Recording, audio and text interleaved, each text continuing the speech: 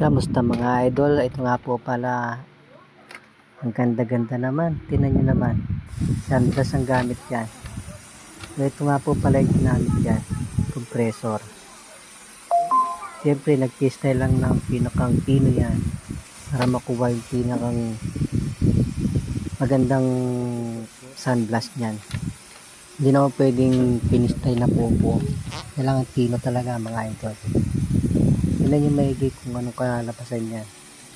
Talagang napakaganda naman. Quality.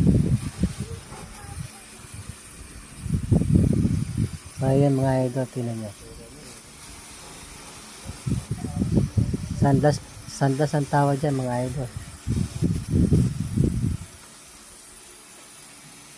Talagang napakaganda niya. Ito natapos.